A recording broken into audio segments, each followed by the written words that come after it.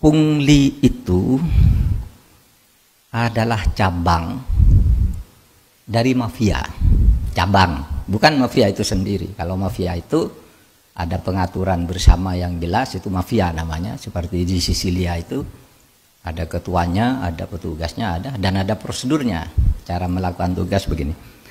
Tapi pungli itu bagian saja. Bahkan saya mengatakan pungli itu adalah bagian dari industri hukum.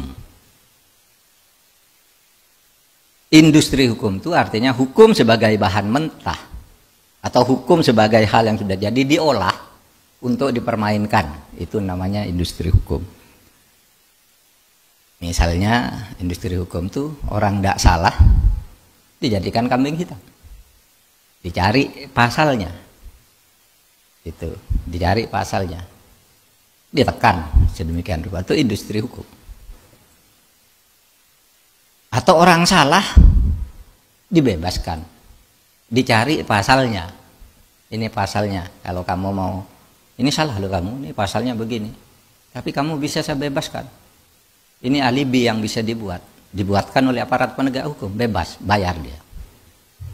Itu industri hukum. Saya pernah bercerita dan diceritain oleh sahabat saya Jaya Suprana. Katanya dia didatangi dulu nih, sekarang dan tidak ada, ya jangan takut. Dulu zaman-zaman Orde Baru masih sangat mencengkeram itu, dia didatangi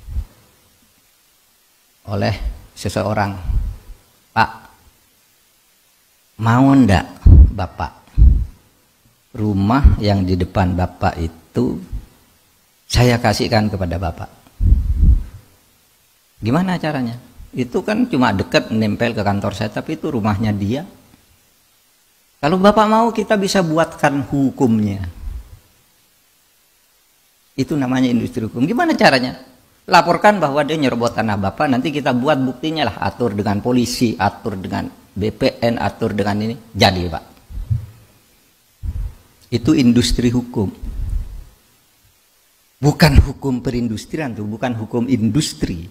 Kalau hukum industri itu enak, gampang, tapi industri hukum.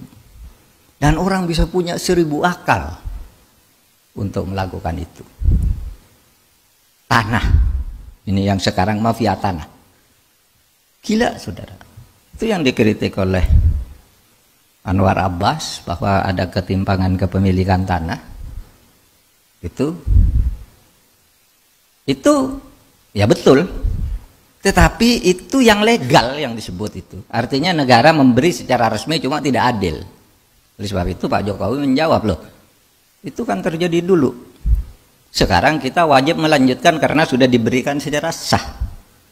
Berdasar hukum, keputusan pemerintah yang diberi secara sah atau dilakukan perjanjian secara sah itu tidak bisa dibatalkan sepihak oleh negara. Nah itu